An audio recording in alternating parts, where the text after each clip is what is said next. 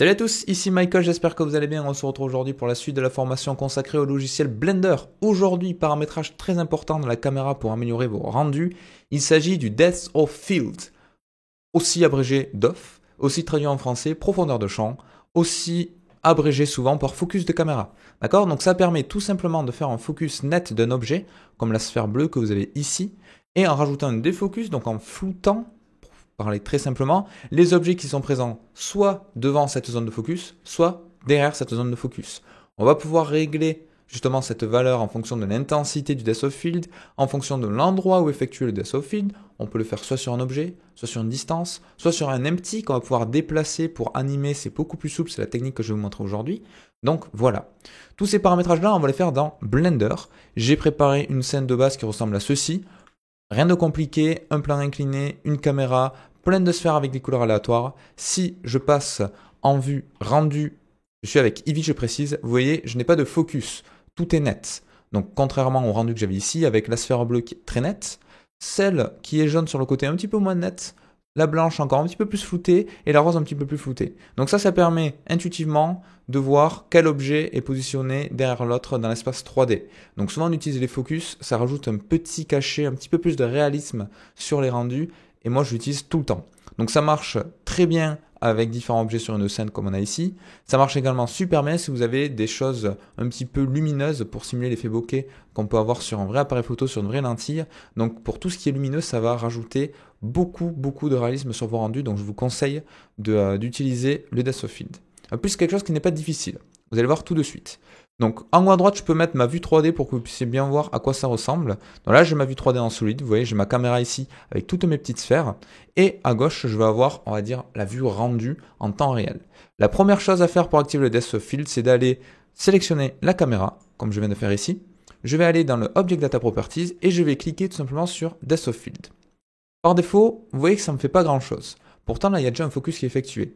Pourquoi ça ne fait pas grand-chose? Parce qu'on a un focus qui se fait à 10 mètres avec un f-stop de 2,8. Le f-stop, c'est très important. Je vous expliquerai juste après comment ça fonctionne. Mais d'abord, cette focus distance. Comment je peux vraiment la visualiser? Parce que là, je peux baisser cette distance. On voit que, là, on a un focus qui est pas mal. Donc, on voit qu'effectivement, il y a bien un focus qui se fait.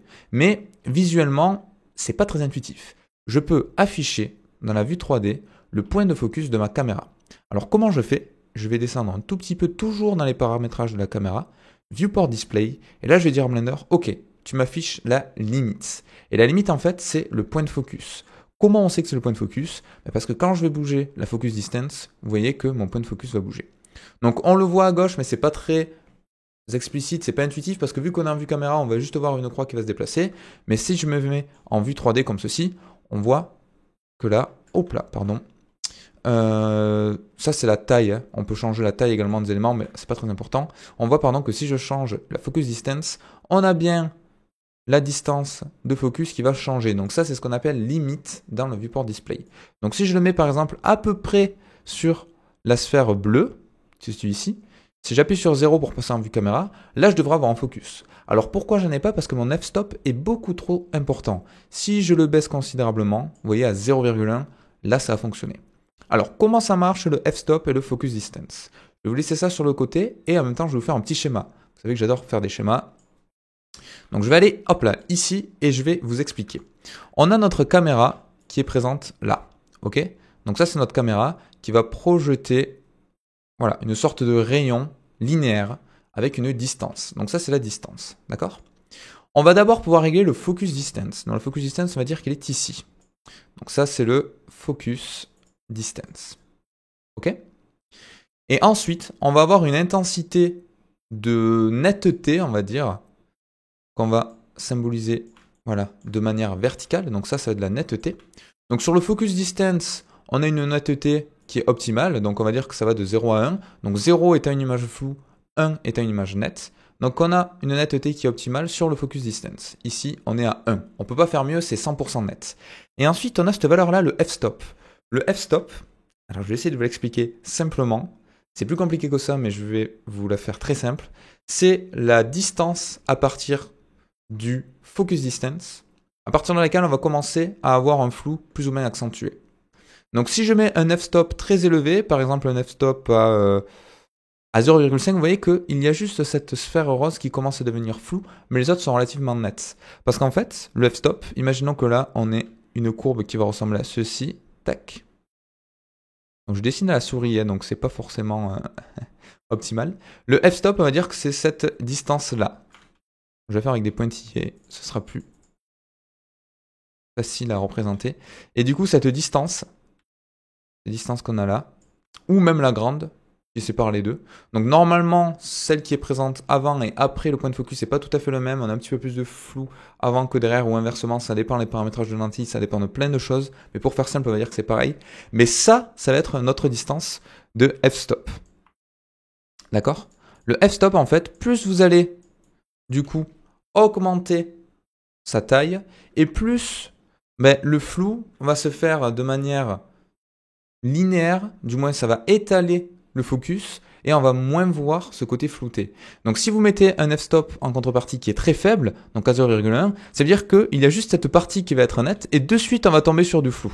Alors que si, en contrepartie, vous augmentez cette valeur du f-stop, par exemple à 40, vous allez avoir une courbe qui va ressembler du coup à ceci. Parce que vous allez accentuer cette sorte d'écart au milieu du pic du focus, et du coup, vous allez perdre un petit peu cet effet de flou que vous voulez obtenir sur l'image. Alors je ne sais pas si c'est très clair, mais si vous avez une chose à retenir, c'est que le focus distance, c'est la valeur du focus, et ensuite, le f-stop, ça va être la distance à partir de laquelle on tombe vraiment sur du flou très prononcé. Donc c'est une courbe qui va être plus ou moins écrasée en fonction de ces valeurs-là. Voilà. Bon, c'est peut-être pas très net avec ce schéma, mais vous allez vite comprendre avec la représentation 3D.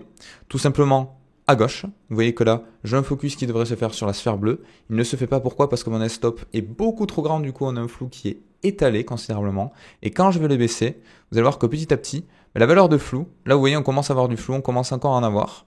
Je vais faire avec Shift, comme ça on va avoir quelque chose de plus précis. Voilà, quand on commence à arriver sur des valeurs comme celle-là, on commence à avoir du flou un petit peu sur la sphère rose. La blanche, pas tout à fait. Là, on commence à en avoir petit à petit et ça augmente. Voilà, jusqu'à 0,1. Donc 0,1, c'est la valeur la plus petite. Ça veut dire que vous allez avoir quelque chose de très net au milieu et du flou très rapidement. Soit si vous dépassez, soit si vous avancez sur la valeur de distance focale. D'accord? Donc ça, c'est pas mal, mais je suis pas très satisfait. Je suis pas satisfait, pourquoi? Parce que dès que je vais déplacer ma caméra, vous voyez, je peux prendre ma caméra, si je la déplace, ma distance de focus, elle va se déplacer au fur et à mesure. Alors ça peut être un effet voulu, hein. C'est quelque chose que vous pouvez, que vous voulez, si vous voulez obtenir ça sur un rendu, c'est très propre. Mais imaginons que je vais y animer le déplacement de ma caméra, mais garder tout le temps cette distance de focus. Comment je fais? C'est très simple. On a une possibilité ici, au lieu d'activer le focus distance, je peux sélectionner un objet. Focus on object. Donc je vais sélectionner par exemple cette fameuse sphère. Hop là. Et là, vous remarquez deux choses. La première, c'est que si je déplace ma caméra, je vais toujours avoir le focus sur la sphère bleue. Vous voyez cette sphère bleue qui est ici? Gardez votre vision dessus.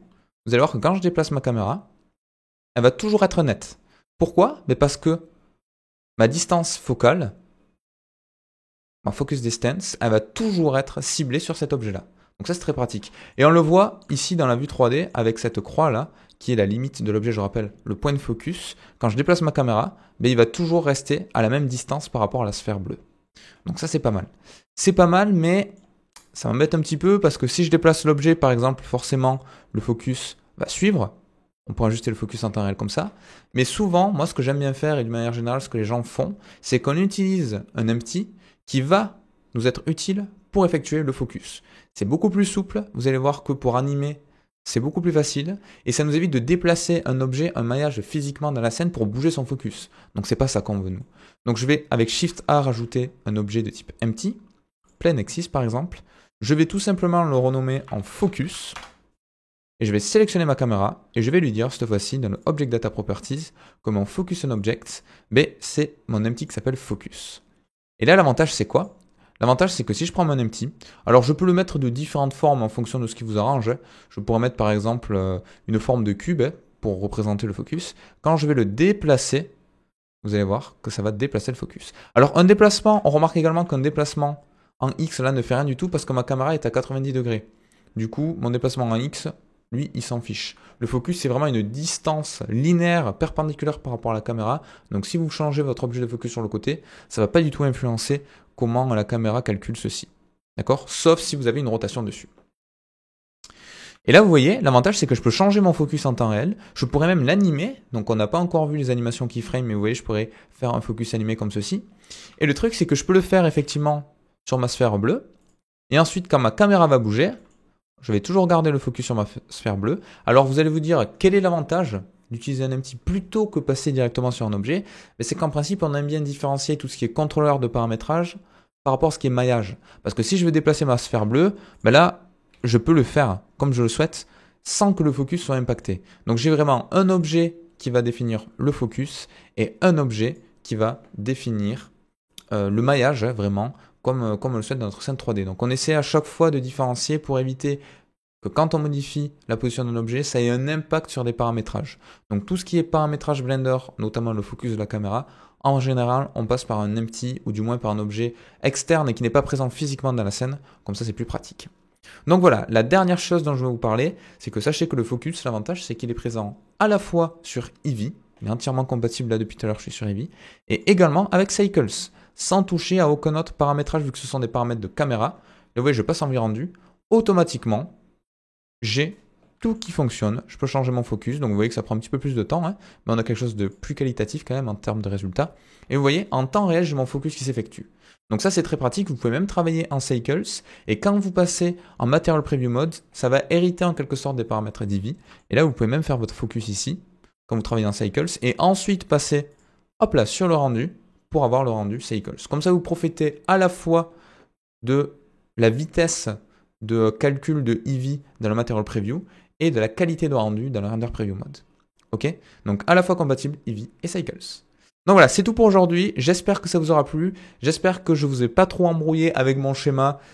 Voilà, la seule chose à retenir, c'est que en fait, la focus distance, c'est le point de focus. Et ensuite, on a l'f-stop qui permet plus ou moins d'écarter l'influence de la courbe. C'est une sorte de d'écart type, vous appelez ça comme vous voulez. Donc c'est la vitesse à laquelle le flou va s'effectuer à partir de ce point de focus. Donc si vous voulez, je vais vous le refaire un petit peu plus au propre, je vous mettrai ça sur Discord, qui est présent, je rappelle, dans la description, n'hésitez pas à vous inscrire, c'est totalement gratuit. Merci à tous d'avoir suivi cette vidéo, merci, vous êtes de plus en plus nombreux à me soutenir sur Tipeee, donc c'est très gentil, de plus en plus nombreux également sur Twitch. On fait pas mal de 3D en ce moment sur Twitch, on est en train de faire un jeu vidéo avec Blender, avec Substance et avec Unreal Engine, donc si ça vous intéresse d'apprendre tout ça, c'est tous les jeudis sur ma chaîne Twitch qui est dans la description, c'est totalement gratuit, et je vous dis à très vite pour la suite de la formation. Ciao ciao, bon apprentissage à tous.